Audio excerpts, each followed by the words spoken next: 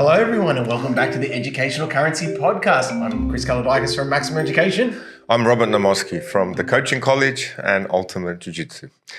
Well, this week we're a bit stuck for a topic, so we're surprising Chris with Chris Week. Oh, that's just fantastic because that happens to be one of my favorite topics. Chris Week, eh? We felt we needed another week on Chris, eh? Absolutely. So, Chris, yes. how's your week?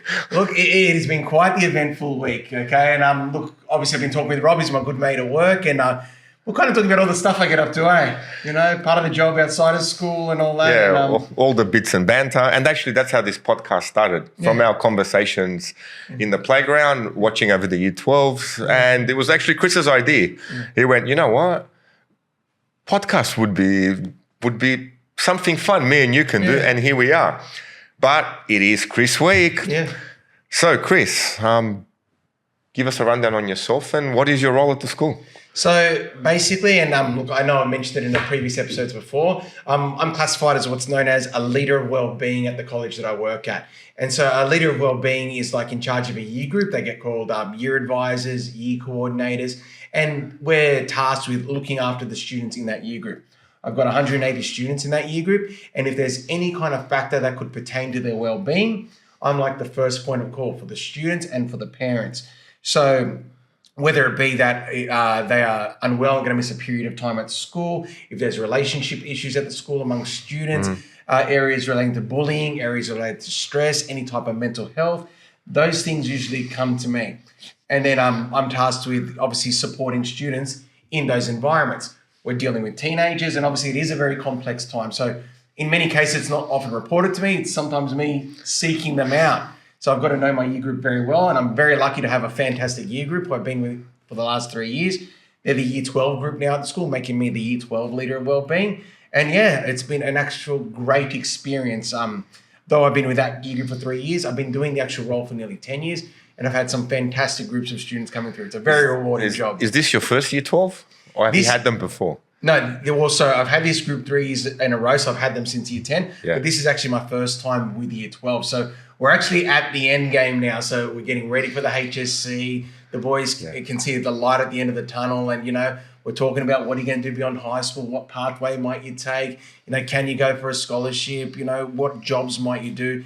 It's a very exciting time in a young person's life. Well, Year 12s now are building up for their trials. So how are they going? So look, that is the topic of the moment. So at this current point, I know that it will be later when this actually gets out. It is actually the week before the trials. So it's high stress at the moment, and it takes a lot of obviously monitoring them and seeing where they're at. Students have been working incredibly hard and they know it, you know, and I'm sure at every school, people are working hard, but there's always that fear, you know, I'm going to walk into the exam and then I'm just going to have a mental blank or I'm not going to remember a thing. Yeah, because what I found is the trials are the most difficult exams. Yeah. That ironically came up twice today, you know, with two separate groups of students. They're like, is the trial harder than the HSC? And the short answer is no, okay, in the context of it's the same structure as the HSC. It should emulate the same format of the HSC. But its development in that, or trial exams are put together by a group such as CWSA, an independent paper, whereas the HSC is heavily scrutinized, obviously developed by NESA. A lot more eyes see the paper. Okay, there's a lot more scrutiny of the HSC paper. So that's one reason there might be a perceived difficulty change between them. Second reason being, you do the trial before the HSC. So the trial's like the practice HSC. And so you go with a bit more confidence into the HSC, don't you? Yeah, that's right, absolutely. Because like we say to the students, the trial is the first time you will see a 3-hour exam. Yeah. You've never done that before. And all the stress and anxiety and the things that you miss during the trial, you've got 7 weeks, 8 weeks of revision to get ready for the HSC. Yeah. And which, in this case, so you are the Year 12 coordinator. So what's involved being a Year 12 coordinator? What do you have? Meetings? Do you speak to parents? So give us a week in the life of Chris as coordinator. Now, when it comes to meetings and communications, there's a lot. That's a lot of the job. And look, the role is allocated a point allocation in the system I work in. So my teaching load is reduced so that I can do all these communications. I'm talking to parents every day. All right. If anything comes up with a student, I have to contact them, or from their end, if there's things going on at home, they contact me. A big thing with Year 12 specifically that they want to communicate on is things that might be impacting on them working to their full potential in their trials next week. So there's been quite a few communications on that, just saying their sons have the correct documentation that if they are sick next week, or if something happened this week that impeded their study, they've got everything sorted out. So on that front, but then also the stress of their children too. So what avenues can they take? Do they need to speak with the school counsellor? Okay, what guidance can I give them to hopefully reassure them that they're going to be okay? You know, you prepared, you've studied hard for this. So that's just on the parent communication front. So from your experience, what advice would you give parents when communicating with the coordinator? So when you call up the year coordinator and you do want to get guidance, okay, firstly understand specifically in my role, my area is wellbeing. I can't really help you out with curriculum. So helping you out with subjects, complaining about teachers, it's going to go nowhere with me. I'm not in charge of any teachers and their teaching and learning. Okay, my responsibility is your children and making sure they feel safe and happy at school. I can redirect you on people that'll be better to talk about that stuff, but really my area is the constructive support of the student. Okay, so that's the way we want to talk through it. Year coordinators, leaders of wellbeing, they are an excellent source of information because we all obviously do care about our children, okay? And there are many complexities. If you're ever unsure about anything, feel free to call. Now, it doesn't have to be a phone call either. Everyone's busy as parents. So if it's going to be an email, you can email us and we'll get back to you. And that's the way we'll communicate as well. Okay, so phone conversations, email, whatever suits you, that's the way. If things do get more complex and you feel like you need a little bit more, you can also organize meetings with a leader of wellbeing. Usually you'll be a leader of wellbeing, and it might be my superior with me as well, who's the leader of student wellbeing, who oversees all the leaders of wellbeing at the school and is tasked with that across all year groups. I could also involve the assistant principal too.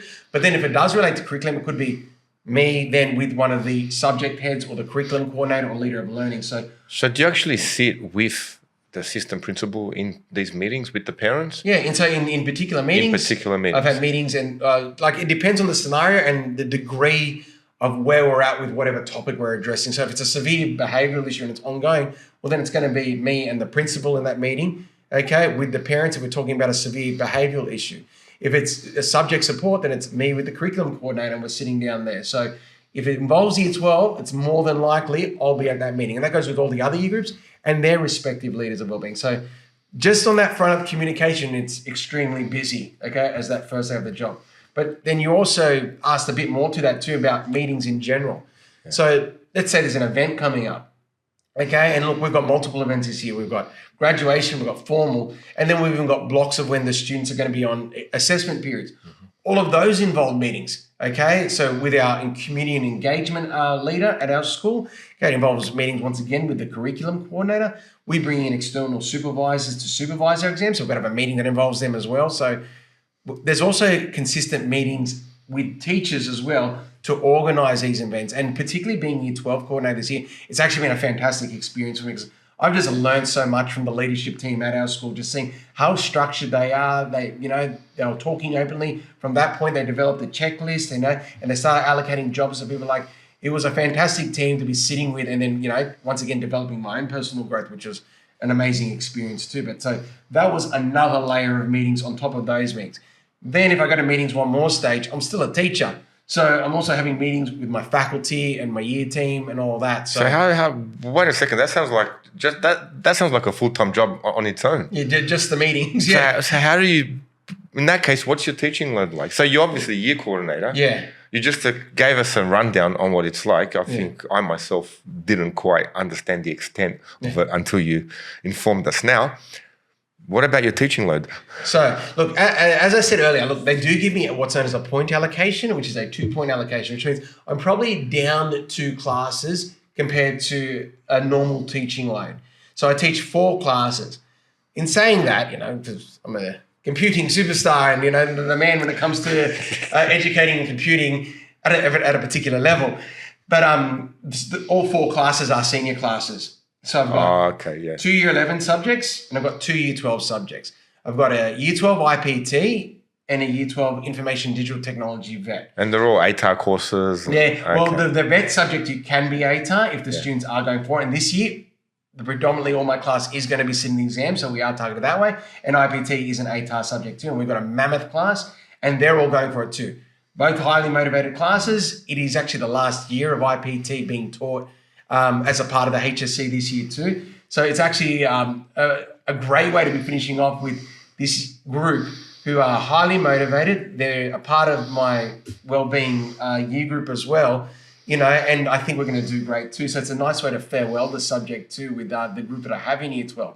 So that Year 12 loads a lot, obviously, especially right now. As said, it's about Chris's week, approaching the trial period. But then we go to my Year 11s. If IPT is finishing, well, then I'm teaching a new subject in Year 11. We're teaching this enterprise computing subject.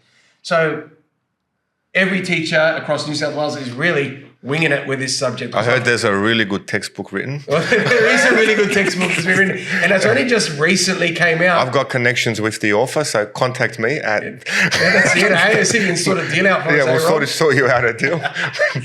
Well, no, but seriously, you actually wrote the textbook with that as well. So, it's a brand new subject. It is a brand new subject. Brand new textbook. Yeah. It hasn't been taught before. What are the challenges? Yeah, look, many, because it's a senior subject. Now, here is the question, but it's Chris week. What are the challenges in Chris's week? Yeah, look, really, obviously the textbook has come out, and look, thank God, that the textbook is out now, so we've got a reference point and it's got a digital version, and, it's really helping our teacher learning. But the thing is, it only did just come out, so, and I speak for every computing teacher's in the same boat here. We've been trying to just ravage resources together and implement them in our programs and really try to stay one step ahead of our classes. The new syllabus is interesting. It goes over things like cybersecurity, interactive media, and networking, all that. So it's stuff that students really want to learn about. So it is very relevant. But then we're trying to be relevant too. So we're trying to find relevant YouTube videos, and we're trying to find relevant information to teach this new stuff to our students. But being computing too, a lot of this stuff is very modern and new, and I haven't really had any upskilling in my knowledge. So I've got to research and find out what are some of these concepts I'm talking about.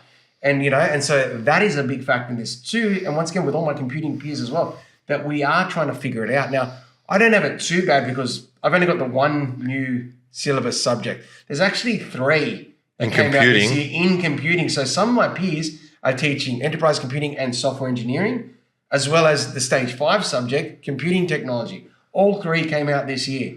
But does the stage 5 subject leak into the stage 6 subject? Yes, so you does. are sort of building on the content from, like maths does, from one to the other. Yeah, it will. But the thing is that the current Year 11, they're the anomaly because they did the old syllabus, computing stage 5 subject, and they've gone into the new stage 6. So they're learning a lot of stuff brand new.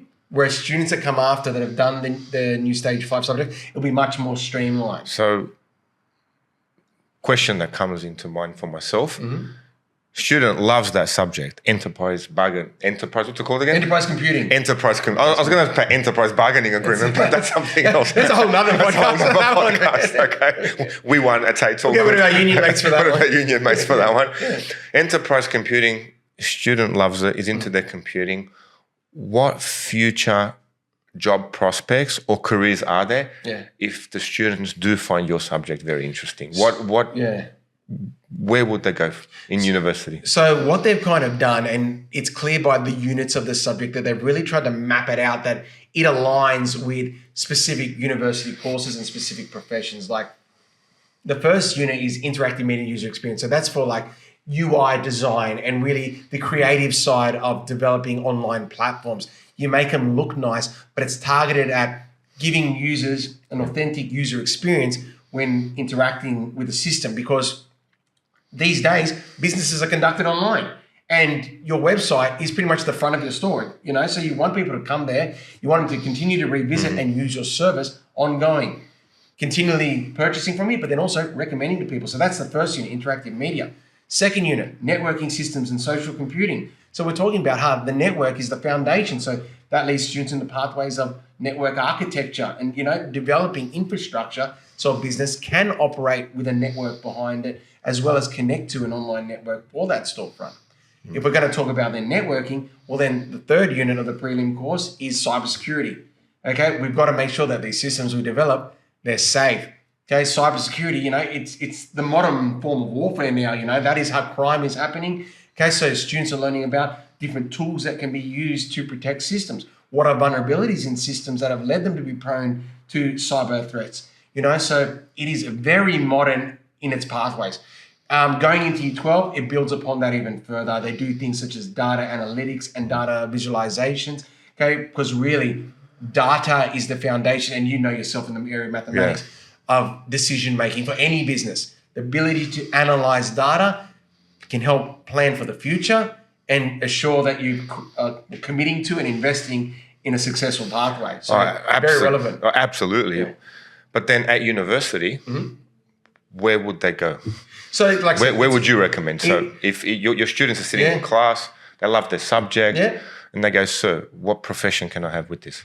So, a lot of them go in. Look, if I can go back to what previous students have gone into, a lot of them have gone into look at UTS first and foremost. UTS seems to be the best place to look for university degrees in the technology field. In saying that, Sydney and UNSW, they've got great courses too.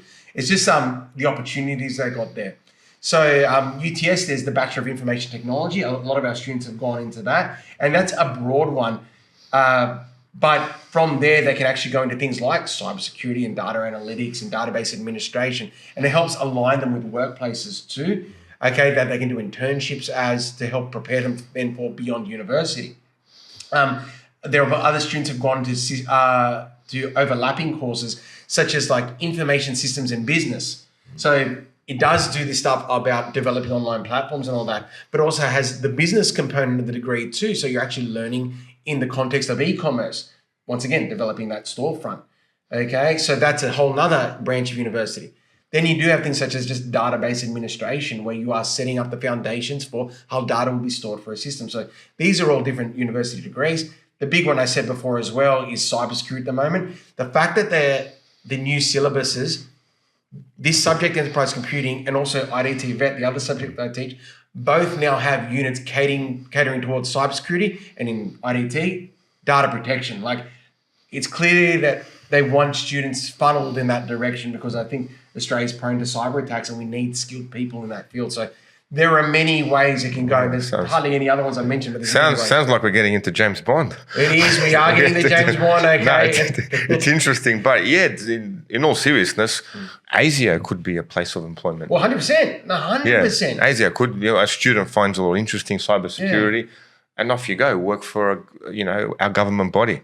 And you've highlighted well too, because it's not even that they're going to work for a computing company. They could be working for any business in any industry, because they all need an IT department. They all need cybersecurity protection if they're operating on an online platform. Like even us in education, we have an IT department ourselves.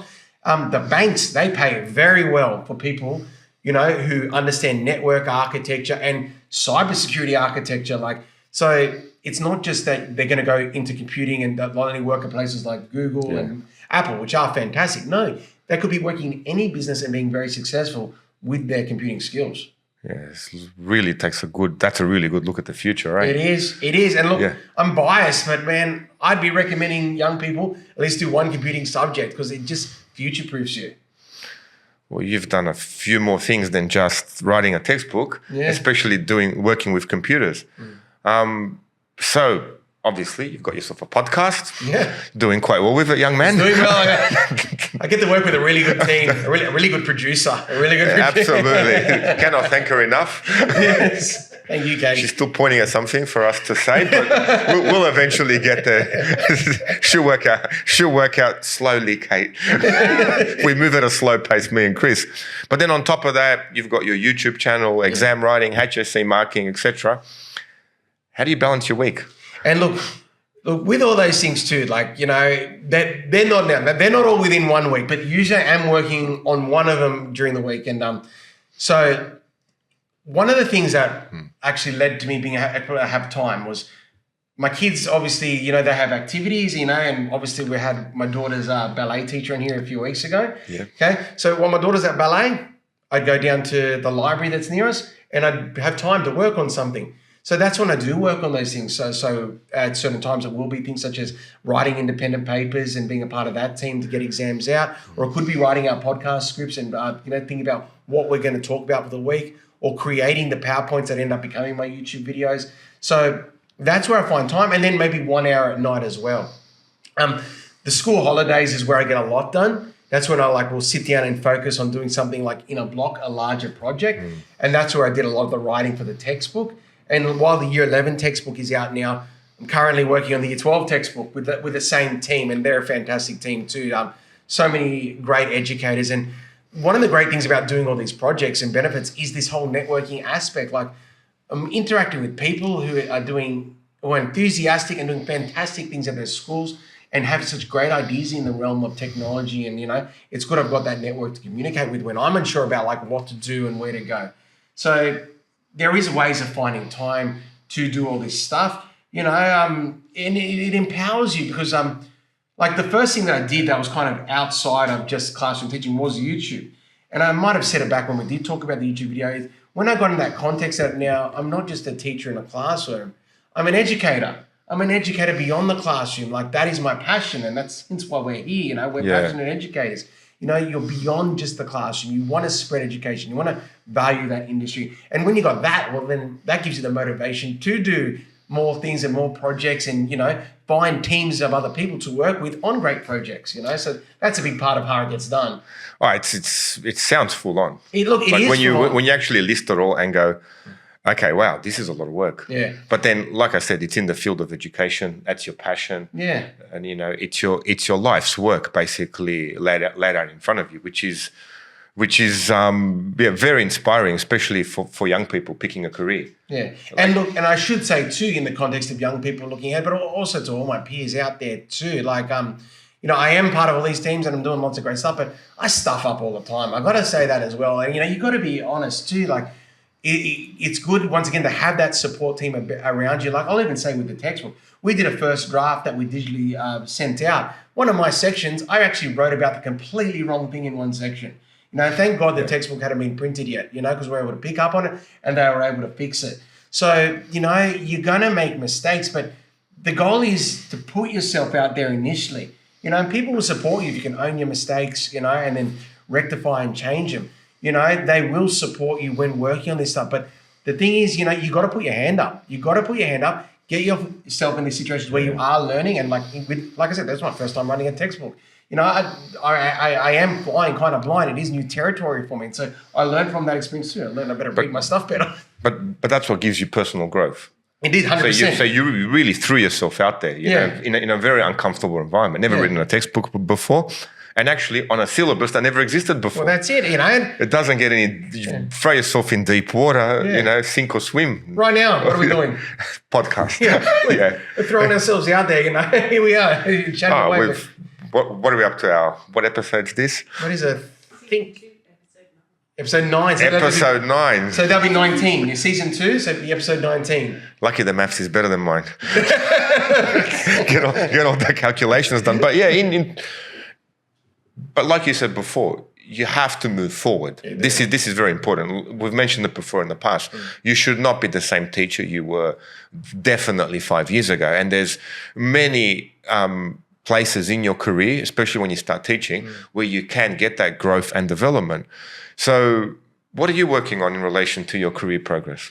So, and look, this is something I always try to keep mindful of too, because we're talking about obviously my work on projects just then, but then I've also got to do things that keep me upskilled and relevant and hopefully continue to grow in the teaching hierarchy too and give me opportunities as well.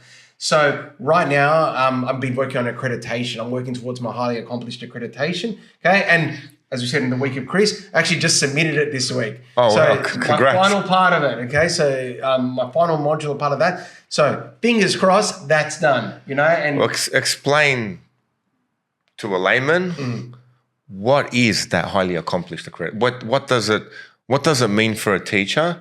And what did you have to do to get that? So what I envision it as is it's recognition from NESA that I have done things that are at a highly accomplished level. Now, what would that mean? It means I've done things that are seen as this person is a manager at school, and he collaborates and looks after other teachers.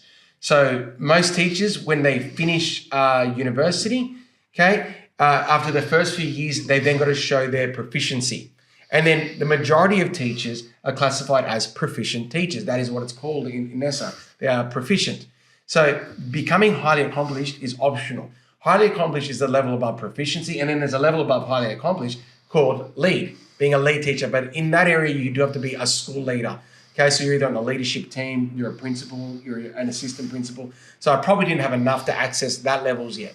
So I've gone this highly accomplished level. So I feel like I've done lots, and I've just listed lots of what I did there. Yeah. But as well as with my well-being as well, I can show that I am a teacher that supports other teachers and does other practices to learn and grow and support students in dynamic ways. The hard part is you've got to show it across all the standard descriptors. Okay, and there's 7 categories of them and about 36 in total. So that's where it can get difficult, because you're not just highly accomplished in one area, you're highly accomplished in all 36. So that's where the challenge was.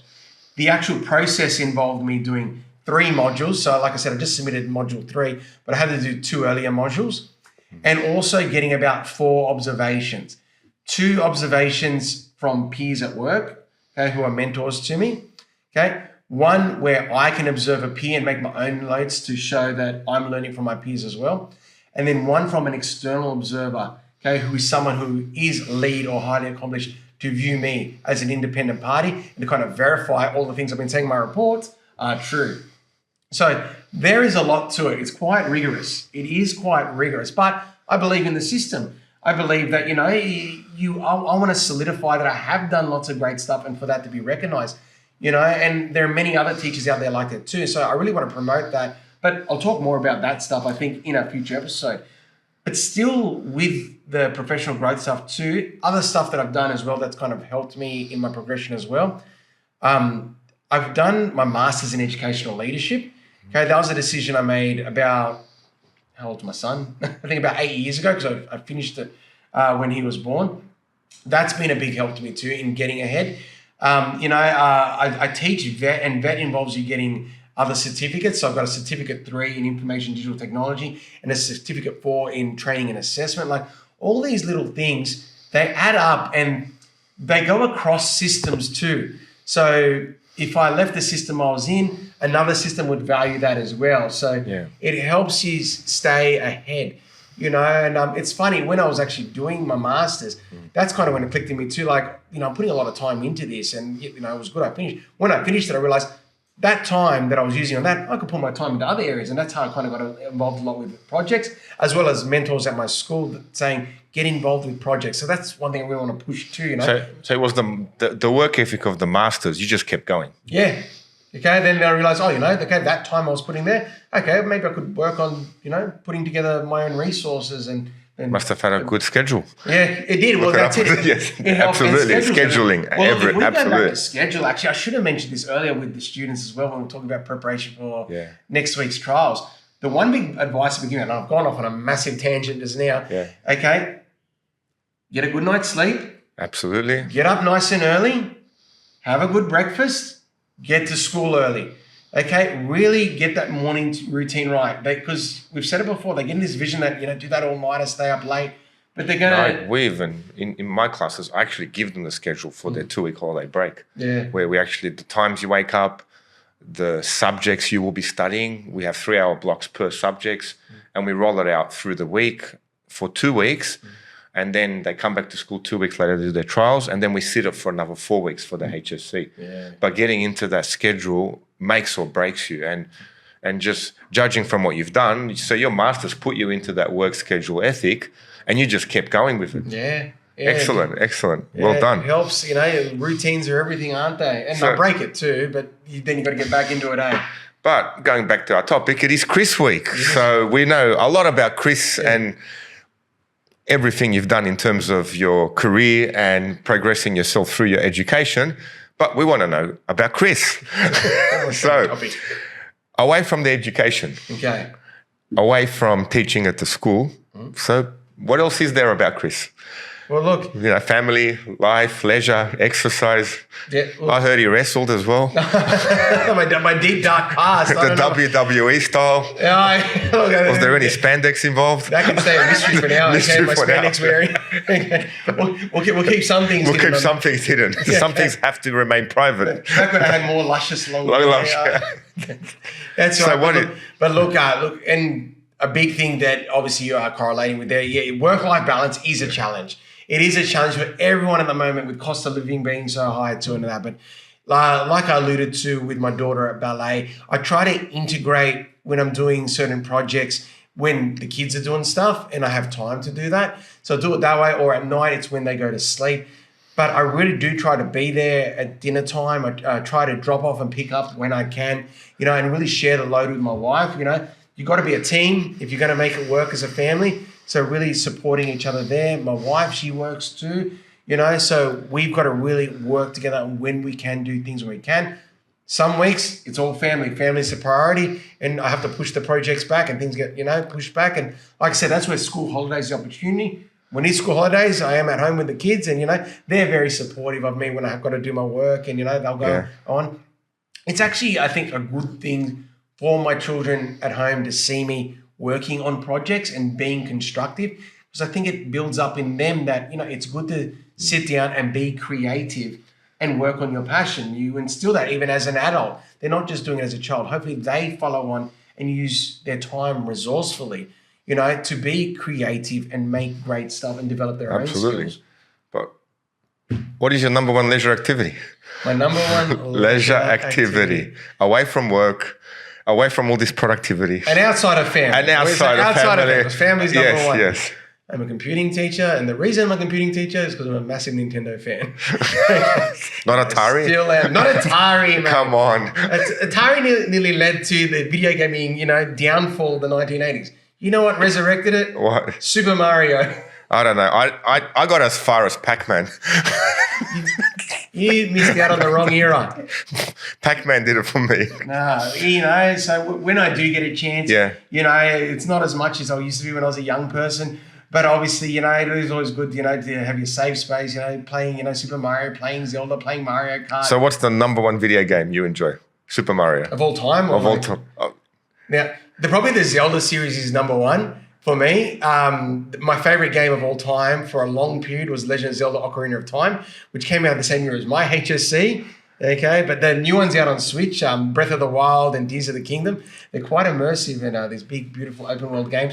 And it's funny, with the gaming structure, I use that to introduce concepts to my students about rendering and polygons and, the AI that's behind it and all that too. So, that's how they kind of helped me understand this stuff. You have this item we use all the time. Well, then how does that help us understand how technology works? Okay, now it's helped me in my career having that past and obviously connect with my rapport with students as well in that area. Now I need your desperate help. Yes? I'm connecting with my son through this video game that he builds things. Minecraft. So we've got some little goblins that he shoots. Yeah. We've got some anger man that he can't kill. Yeah. And he's building these blocks, etc. What's your take on all this? Look, that's a hard one. Look, he's got to really set up his arrangement so that he has a solid fortress outline so it's harder for people to get in. It's old school war mentality. That's what you got to teach him, I'm trying to get my head around this slowly. Layers of defense, build on the high ground, just like the ancient Greeks and Macedonians knew, Okay, so I got to figure that out with my son, Minecraft. That's it. Okay. Yeah. But so far it's been a pretty good career. You'd say things have moved along for you positively. But let's say we can reverse back time and we see Chris here of 15 years ago. What's the one thing you would say to him? Look at that. I'd say, you are such a beautiful man. Take as many photos as you can in all ends. He was so fit. He was really fit. He had a long, I've already mentioned the hair once. You can tell that I miss it. So I would say, wow. The hair's still there, mate. It's there. It's there. It's not as lush as it used to be. We can colour it. But look, if there were things that I could give myself advice about earlier, okay, I think I was, being young and in your 20s, you think you're invincible. So I think there was overconfidence and ego in my younger self, and I really wish I networked earlier. My saving grace early in my career, and I think we said in our first episode, good mentors. I had a great TAS coordinator. I had a great e-learning coordinator, both looking after me. I was surrounded by a very supportive TAS team at my first school. I was very lucky to have them. But even if you asked any of them about me, you're like, my God, from who I was to where I am now, but I'm where I am now because I did have such supportive mentors there, as well as where I'm at the school now. So that was a big support. So really, I could have toned down the ego. And I think, really get into networking with peers and respecting the ideas of others, because now more than ever, as I said, with working on all these projects with all these different teams, the value of having supportive networks around you, people who give good ideas or listen to your ideas and give great suggestions and great feedback and help make things happen. Making things happen, that's the challenge. Sometimes it's easy to start, but it's not easy to finish. Or sometimes there's, all that procrastination about starting, but like this, if you weren't ready to go, hey, let's do this, I know a guy who knows where great microphones are in Stan, and I know this fantastic lady who's a great producer. Like, if we didn't say that stuff, things don't get rolling. So networking and just working as teams. Like, people think these days, that hustle mentality, I've got to work on my own and do it on my own. No way. No one does it on their own. No. You literally can't. Even, I think I was watching a Netflix thing with Arnold Schwarzenegger, where he used to promote himself as a self-made man. But then in his Netflix series, he goes, that was the biggest crap I've ever said in my life. It takes a team of people to build you. And like you said, you got to start building that team around you. I mean, even in your school, people leave the school, move on to bigger positions, etc. What do they think of you when they've left the school? This could be opportunities for you, especially as a young teacher.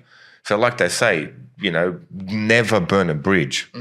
Never. Very valid point too. And look, obviously, like I said, I have been in teaching now nearly 20 years now, but so many of my peers now have gone on to other things. So I do have those connections at other schools, that, if it ever came time for me to move, I know someone at that school, I know someone at that school, I know someone at that school. Or they might be, I know a great computing teacher and he could help out with our school. So once again, that network, treat your peers with respect, because you're all going on this journey together and you want to support each other throughout your careers too. And look, the team aspect as well, and this is true for you in your scenario too, Rob, it's the same with your family. You're a team and you want the best for each other and you help each other out. Absolutely.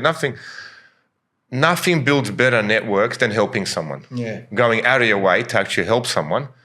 And if you do want to build a network with someone, ask them for help. Yeah. And as teachers, it just comes naturally to just give that help. Yeah, we're in this day and age where it's felt like there's this vulnerability to asking for help, but that's the reality of life, Let people know you need their help, and then you feel proud when you can help them. It is a great way to form a relationship. You always need help, no matter what the age. I need help. I basically get help from a lot of people every week. You wouldn't be able to do the things we do here with the podcast. Thank you, Kate. Thanks a lot. And other things as well that it helps run the businesses as well as getting the work done at the school, and as well having that supportive partner as well. Yeah. Makes the world a difference in whatever you do. So, Chris, one last point to your younger self. One point where you can tell your younger self, hey, be careful, you're about to do this. Don't get it done. One last advice to my younger self. A warning advice. A warning advice. Look, to my younger self, I think just calm down a bit. They're a bit fiery, a bit more fiery, and obviously now I'm a lot more patient, a lot more calm. But you just, when you're younger, hitting the gym, a lot more fired up. Like, what? What's going on? I think just, Chris, calm down, man. Calm down. Actually listen to what people are saying to you. They're giving you good criticism. Just listen to these people, okay? So that would probably be my younger one. Swallow your pride. Listen to what this person is saying. You'll be better for it. Respect the opinions of those around you. Like I said, I did have great mentors, but I wish there's sometimes I can think, Chris should have stayed a bit calmer, okay? I think it's the age-old saying, if I'm not young, I'm dumb. How am I going to be old and wise? That's, well, yeah. You know what? It's one of those things. We all fall into that trap. But I hope I get to the old and wise part. You know, still on the journey. Well, I've still got... Well, the hair's not greying enough, Chris. Yeah, let's see how we go. You can do it with a bit more. I'm winning in that department, but then I am 10 years ahead. Okay. This is... So, any one last comments on Chris's week? Well, look, before we wrap it up. If there's anything I need to add to my week, because like I said, there's a lot happening in my week. They're very busy weeks. In my own personal journey, I need to have more time for exercise and fitness. Like really the only exercise I'm doing, is walking. Yeah. Okay, I'm getting out. I'm very active at work in my role, walking around the school. And I try to make scenarios where I can walk to places, that will give me at least qualify as exercise, but I would really like to get back into the gym, something a bit more active, a bit more skipping in the morning. So that's actually my challenge. I've got to get my health up. There's this good place I can recommend, Ultimate Jiu-Jitsu. Oh, yeah? It's across the road. Look it up. Yeah? Yes, they have morning classes, Chris, Monday, Wednesday, 6:30 to 7:30. What's the master like? He's okay. He's not too bad. Yeah, he's not going to beat me up, is he? Not in the first month. Once he gets that direct debit form signed, could be a different story. Then you earn the headlock. then you earn the headlock. Okay. Thank you again, guys, listening on to our podcast. And I'll get it right this time. Kate, watch. She's there in the background. You want a drum roll?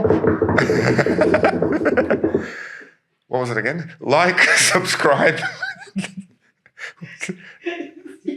And share. That's the one. That's all right. That's better than last time. That's about a 4 out of 10. It's a work in progress, 10. Okay?